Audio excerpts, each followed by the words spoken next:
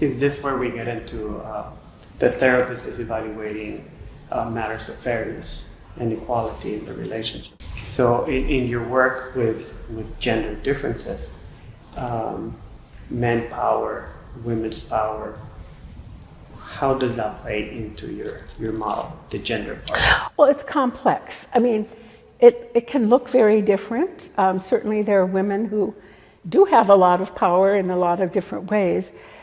But one of the things that makes it a little bit hard for people in their experience is that one of the hallmarks of being in a powerful position, even if you don't want to be there, is you're not aware of others. So you may be in a powerful position, but you don't have the awareness that you're in a powerful position.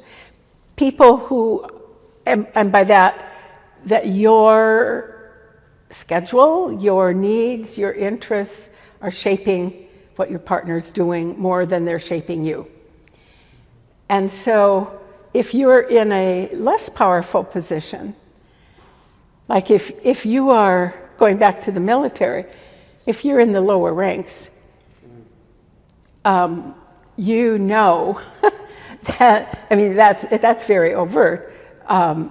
You know who has the power and who doesn't, and you're very aware of it, just like a student is aware of the teacher's power, right? But in intimate relationships, it is a lot more under the surface oftentimes, and but can be very damaging to what people are trying to get in their relationships. So, Dr. Carmen, in regards to power, there's a difference between being in a position of power and being a powerful man or a powerful woman, a powerful person.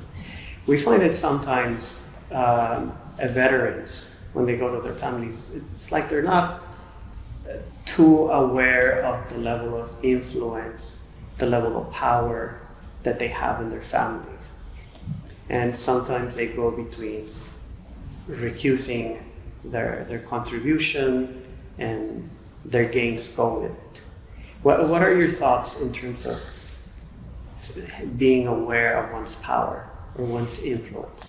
Yeah, that's such an important question. And power, I appreciate that you brought it back to the difference between being an individual issue and being a relational. It's really, in SERT we call it the flow of power. Like in a more equitable relationship, the power is flowing back and forth, and no one person is in a position of power most of the time. But when an individual, or also a whole group of people, if we're in a position of power, the very nature of power, it gives us an entitlement. It's like what we want matters, other people, and we might say, no, that's true, not true. But the very nature of power makes it hard, unless you're very intentional. People, I mean, whether you're talking about parents tuning into their kids, or someone socialized that the role they're in means they're entitled to and expect to be what they want should just happen. When everything is going well and people are meeting our needs, we tend not to notice. And just as a sideline, in terms of whole groups of people, for example, I'm thinking about the experience of a couple people that I know who both grew up in the same small town in the South. One is from a black family, one's from a white family. The person who grew up in the black family knew who the white family was, they knew all about them. The white family, that they didn't know the black family. And that's how power works. If you are in a position that's separate from the good person that you want to be inside, but if you're in a position where your needs and interests are just what's taken for granted as important, then you don't notice all the accommodation that other people might be doing. And the people who are accommodating might or might not be noticing either. Is sometimes people might be, especially if you've been socialized, that as a man you're supposed to know what you're talking about and people are supposed to respect you. But if you are in a one-down position in your workplace, in the military or some other workplace, or you're just viewed negatively in the larger society, sometimes then it's double hurt. You come home and you expect to at least be treated with that kind of, you might not call it power, but with that kind of respect at home. And so people end up not quite understanding what's going on. That's why the circle of care is so helpful. Then they can kind of break out of that. And I don't mean that they necessarily change everything, but they can begin to see inequities that when there was a power imbalance, they actually didn't notice. I don't know if that helps explain. Power is kind of complicated. How difficult it's also to sometimes to bear all the responsibility, to be the ultimately responsible, the ultimate power in the relationship, how heavy that can be. If you are, sometimes you're thinking you are doing that and you're not, but if you really are, even if you're only thinking it, it's also isolating. And so it's a heavy burden. I think maybe what you're getting at is this idea that I'm supposed to have the answers. If my partner asks me something or says, "What do you think about this?" It's not just here we are in it together, but it's like I'm supposed to know. And that is a heavy burden. And it is a burden then that, depending on how people react, can create distance, can sometimes create arguments, fights, but mostly just feeling misunderstood and alone. And so I think bottom line, you can't understand mutuality in the circle of care, which is then related to an equal flow of power, if you don't back up and understand that larger context again, and the vulnerability, like as you just pointed out, it is a very vulnerable position to be in, to think that you should be responsible, to have all the answers, and you shouldn't look incompetent, whatever other things people might. And that's a different kind of experience than the partner might be having, which is a vulnerability of, am I going to upset that person? Will I say the wrong thing? How can I protect my partner so they don't get distressed? Each person has a different kind of vulnerability. And those are related to the power positions that are put on us, whether we want them or not, just by virtue. You can't help it, because it's not even a good or bad thing, it's how society is. But when you're aware of it, then you have more choices about how you respond and how you choose to relate. And when you have to follow the who's up and who's down, like you do in the military, and when you try to make it a more equal flow of power back and forth, which is what promotes what we need inside to be healthy.